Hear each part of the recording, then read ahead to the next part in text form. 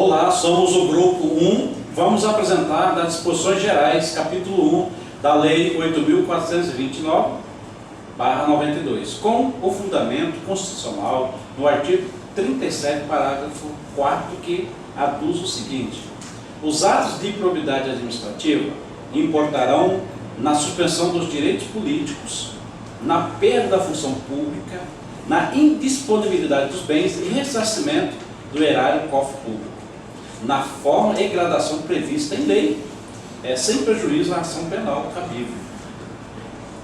A Lei 8.429/92 é composta de 25 artigos, dentre os quais o grupo 1 ficou incumbido de falar sobre as disposições gerais compreendido do 1º ao 8º artigo. E quero convidar os membros acadêmicos, que é o Lindomar. Olá, boa noite. A Karine. Boa noite. A Karen. Boa noite. A Daniele. Boa noite. E o Marco Gil. Boa noite. Dando continuidade ao nosso trabalho, vamos convidar o companheiro Lindomar, que vai explanar sobre o artigo 1º e 2º, tecer os seus comentários. O sujeito ativo da improbidade administrativa é o agente público, conforme dispõe o artigo 2º da referida lei, que exerça a função pública em um dos órgãos mencionados no artigo 1º. Porém, o legislador inclui como ativo o terceiro, o particular, que participou do ato ilícito mediante desvio de conduta do agente público, ou que tenha recebido vantagens em face do ato de improbidade. O artigo 3º diz que as disposições dessa lei são aplicáveis no que couber aquele que, mesmo não sendo agente público, induza ou concorra para a prática do ato de improbidade ou dele se beneficie sob qualquer forma direta ou indireta. Ou seja, a competência judicial para apurar o ato de improbidade praticado pelos demais agentes é sempre do juiz de primeiro grau. Mesmo que não é agente público, pode ser alcançado, no que couber pelas sanções da lei de improbidade administrativa. É isso que determina o artigo 3º. Já na sequência e dando continuidade, o artigo 4º diz o seguinte: os agentes públicos de qualquer nível ou hierarquia são obrigados a velar pela estrita observância dos princípios de legalidade, impessoalidade, imoralidade e publicidade no trato dos assuntos que lhes são afeto, né? E aí o artigo 5º diz que, ocorrendo a lesão ao patrimônio público por ação ou omissão, seja ela dolosa ou culposa do agente ou de terceiro, dar-se-á integral ressarcimento do dano. E aí, entendemos que neste artigo evidencia-se o dever de obediência aos princípios inerentes à administração pública por parte dos agentes públicos quando se possui investidura em atribuições públicas.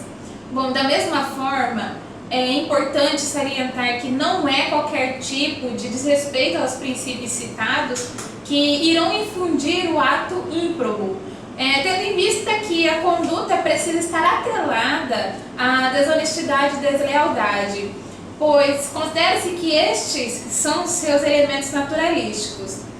E aí, quanto às ações de ressarcimento, elas são imprescritíveis, logo podendo se dar a propositura e cobrança de tais prejuízos a qualquer tempo.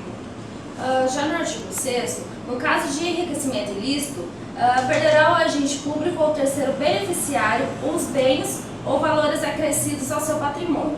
Ou seja, todos os bens ou valores acrescidos ao patrimônio do agente ou do terceiro beneficiado, em caso de enriquecimento ilícito, serão perdidos.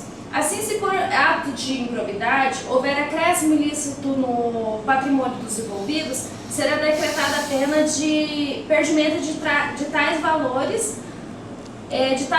ou bens.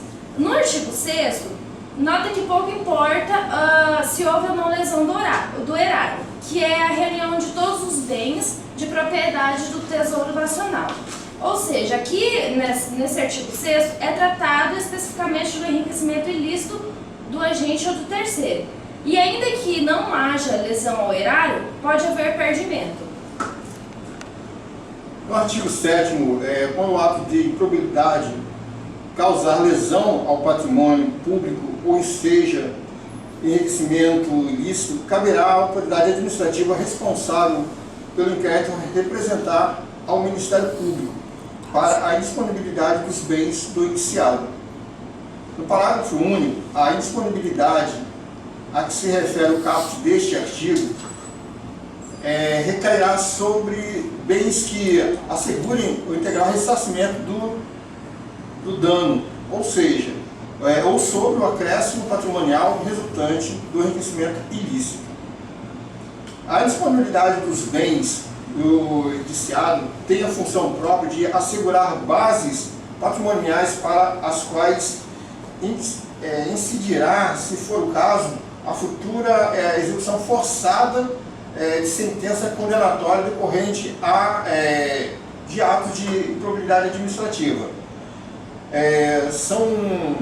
A prioridade dos bens é declarada pelo juiz e não pela administração. A autoridade administrativa representa ao Ministério Público, que peticiona junto ao Poder Judiciário. É importante destacar as diferenças entre as medidas as seguintes: a disponibilidade, o sequestro e o perdimento.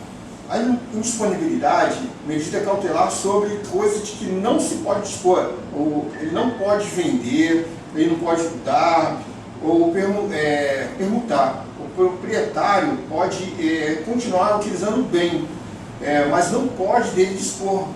Permanece a propriedade e posse ao mesmo.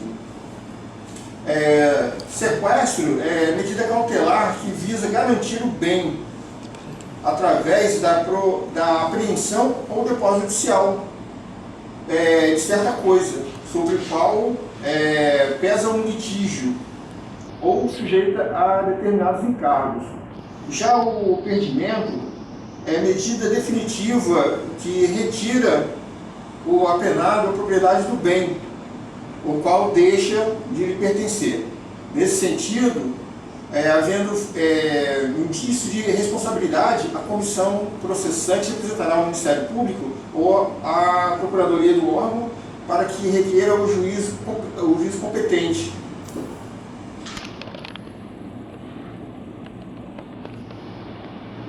Artigo 8º.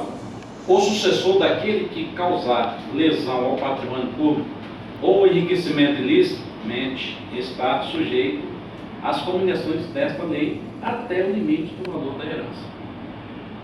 Bom, o meu comentário é o seguinte: o ressarcimento está diretamente ligado, à forma de pagamento. Como é que é feito isso aí? Mesmo com a morte do agente, continua a dívida do Estado. De qualquer maneira, o Estado vai cobrar esse valor, independente de ele estar vivo ou ele estar morto.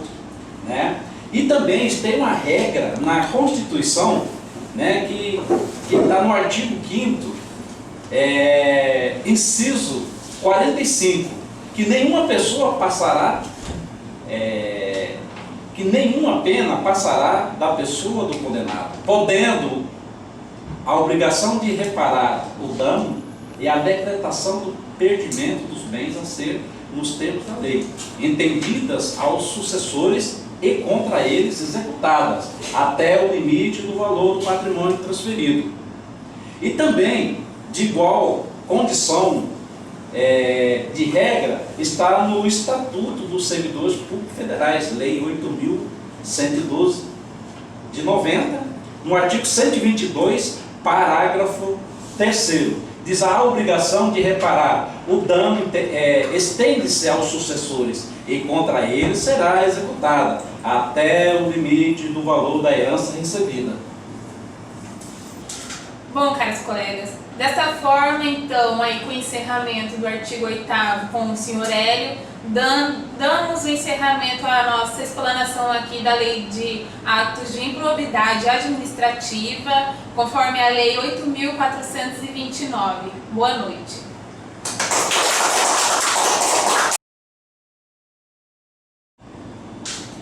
você já pode passar direto para ela. Sou eu. Não, ele não vai falar agora, Karine, não sei o que. Ele vai falar não, você já pode. Oi. Oi! Quero convidar o membro acadêmico Lindomar para dar início aos trabalhos no artigo 1º e 2. Não. Primeiro Você ia falar todo mundo, boa noite, isso aqui e tal. Tem que escrever. Entendeu? Lindomar. Karine. Karen. Daniele. Marcos. Corta lá agora. Agora pega o. Agora foca. Agora vem aqui que eu vou falar. É porque... Aí vai lá.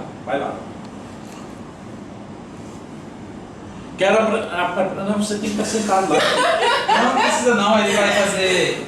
Você vai falar. Ele não vai falar sentado Ele vai lá. falar boa Depois. noite. Depois. Pá, quero ver tá no mar. Aí quando eu falar, aí ele vem e vai pá. Então, explica, né? Aí depois a gente grava de novo. Eu vou falar agora o Lindomar, não sei o que, tá? Somos acadêmicos do curso de Direito da Universidade. Não, cara, era pra ele sentar. Farol saiu da tumba. Que é isso, gente? A cara.